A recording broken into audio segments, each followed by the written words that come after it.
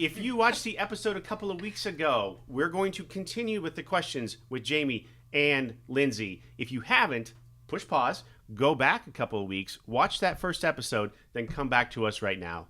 This is Atlas All Access.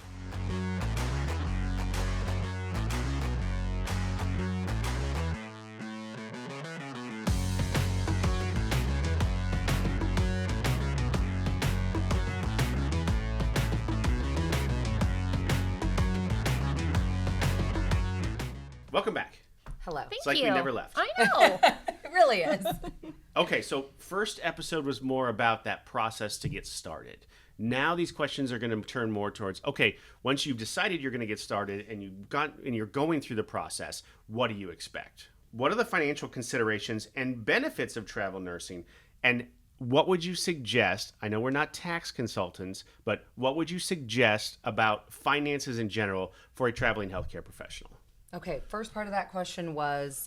First part is, what are the financial considerations? Okay, I would say that they need to have a savings account before they go somewhere. That's just me personally. I think that it seems like a very old school thing. Just right? a little I mean, bit. do new kids have savings I accounts? feel like they should. I don't know. I feel so old. I know, but I feel like you need to have a little bit saved up before you travel somewhere and you're going to be staying somewhere because there are unexpected things that can come up. There are upfront costs. There You're are. obviously going to solidify your housing before you start getting paid. Yes. That's the thing. You're going to get there, and you need to have a little bit of a fund situation, a cushion, so to speak, to make sure that you can get that first place before you start getting paid and reimbursed for that. Yes. So Gotcha. We reimburse for those things, but that does not come until you've started working. So that's why I say they need a little bit of savings or cushion to get there first. Gotcha. What was so the second part? Second part is, how can a new traveling healthcare professional kind of manage those finances? Like, are there any tips or tricks or anything like that once they pay those costs ahead of time? Like, what should they expect? Well, the stipends help out a ton. So if you're in a location that has good stipends, that makes a really big difference. You've got places that have low cost of living, so I think that's something to take into consideration. Oklahoma, Missouri, the Midwest in general has low cost of living. And they have, like Oklahoma City, for example, is over $1,000 with meals and then housing and per diem in one of their cities. That's really good when you can find housing for really cheap there. So I would say that's the biggest consideration. If you're new and you're wanting to make, is that what you're like? Yeah, so you're not going to go to San Diego on your first contract, right? I mean, look, it'd be awesome. You can. You can. I think there are things that you need to qualify, and it's something that we always say. There are locations that are fun to travel to that you're probably not going to make. You're going to cover your expenses, but you're not going to make money. Sure. Yeah. And then there are assignments that you're going to make a lot of money that might not be the San Like, Diego super sexy Yes. location. Yes. Yeah. I hate to say that because there are things like Nebraska's one of them as well. Like Yeah. people never, there's always travel contracts in Nebraska because Yes. people think there's nothing to do. There is. There's a ton to do. It's just that we don't have we're not beach. Pacific Northwest. Yeah, we're not Pacific Northwest where there's mountains or Colorado where there's skiing or all those different things. But it's kind of whatever you want to make out of it. The first contract though, I think most people want to make money. Yes, I agree. They want to get a little money in their pocket to I want a cushion. taste of it. Yeah. So you're going to Minot, North Dakota, Yeah. or you're right, which is Yeah. Yes. I totally don't mean to shit on Minot. It's not. We it's a great place. It They is. They have a great they have great facilities I there. think we can both talk about a ton of locations that we Yes. didn't know they had anything going on. Rapid Absolutely. City, South Dakota. Yes. Absolutely. Great, Yes. great Lewiston, place. Montana, like Yes. wonderful places that our travelers have had a phenomenal Yeah. time. Would recommend to anybody, but they fly under the radar. Yep. They completely fly under the radar. People don't know how much fun they can have in some of Absolutely. these towns. I would agree with that. All right. Question number 2. What are some common misconceptions about travel nursing? I think All glory. that All you glory think that that's you're what it coming is. in sometimes and you're going to rescue this unit and you are going to be the superhero and you're going to make all the money. Everyone's going to love you and you're going to get day shift, block Yes. scheduling, Oh, gosh. all the things all the time. Yeah, you don't get those I things. think that's some of the misconception. Every once in a while, when all the planets align, that can Yeah. work out and you can get everything you want. But You are more needed. often than not, Yeah. you're going to fill a need. You are You're going to going fill- because they yeah. need help. You're going to fill in. And they don't necessarily need help on day shift, block scheduling, every holiday off, Yeah. all the good things. Well, and we joked about it off camera too. You're going to float. Yes. You are gonna Right. float. You And- are gonna float. Please expect it. Yeah. Please expect it. Yeah. do it responsibly, right? Yes. You have to Absolutely. be comfortable there, and Absolutely. if you're not, that's what your recruiter's for. That's what Yeah. your unit manager is for. That's what the charge nurse is for. But you have to be comfortable there. But it's going to happen. It's going to happen. Healthcare is not a perfect system, and we just got to kind of accept that. And if you're willing to be flexible, then travel nursing is definitely for you. I heard another manager explain it this way, and I thought it was a phenomenal way. You get to stand in a hallway, and there are 100 doors open for you. And every time you take something out, hey, I only want to work day shift. 70 of those doors close. Yep. And you have 30 left. Okay, I only want block scheduling. And then 27 of those doors. 27 just closed. Yeah. You have Yep. 3 doors left, and then you have to pick location. But if long as you broaden yourself, okay, I'm open to day or night shift. Yep. You have 100 doors open.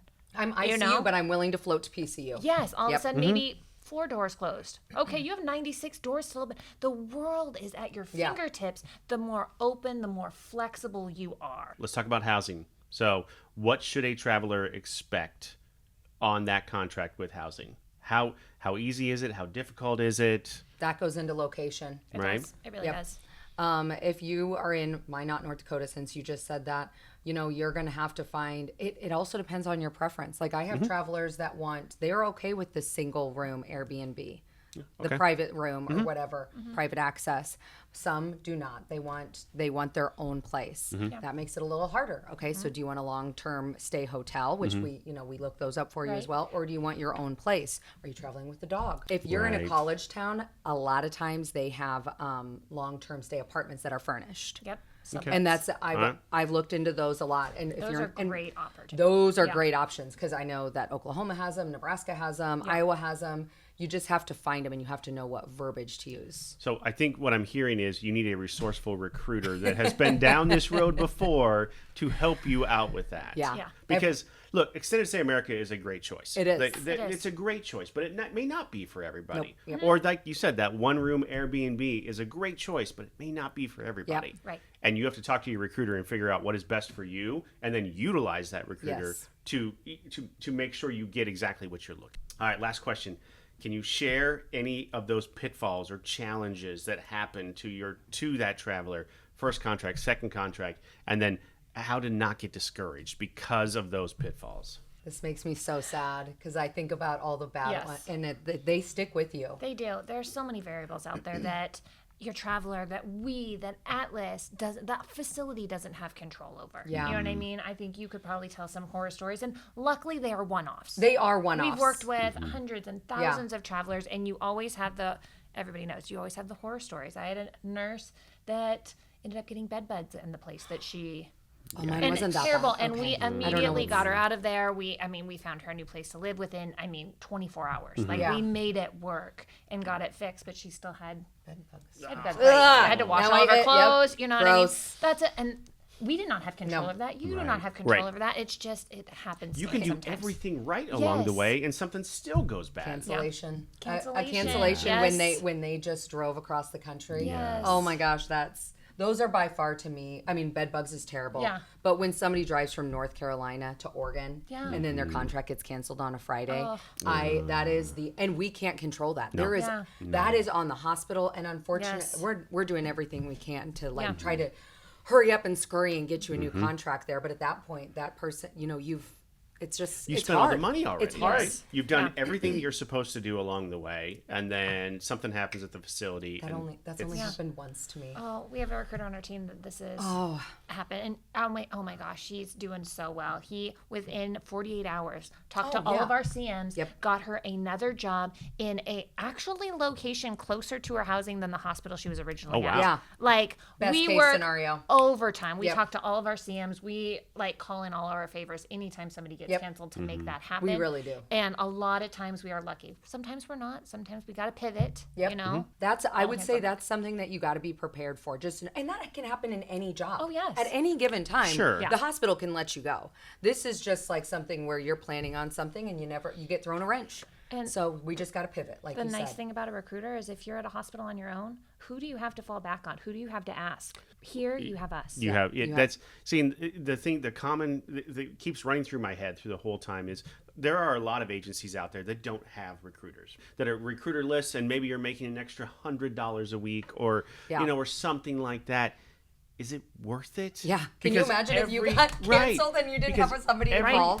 Right. Everything we talked about Yeah. here, it relies on that relationship. We'll go back to the very beginning of the last episode where you said it's that relationship between the recruiter and the traveler that is so vitally important. It really is. I can't stress it enough. I just can't even imagine going through that without. It's like having a mom or somebody there, or your best Yes. friend. Yes. So, and I'm not saying I'm your best friend, but I'm just saying. I mean, I could will. be, I yeah. could be. Reliable friend. But I am It's- reliable. Yes. And if I'm out of the office or anything, then Lindsay's right there because Yeah. she actually is my manager. But There are so many pieces to the puzzle, and I appreciate you two coming in and sitting down with me and talking about this. And when Brad McDonald, our recruiter that used to be an ER nurse that comes in and sits down with us and talks or whatever, just as much good information that we can get out there as possible, I think is important. So yeah.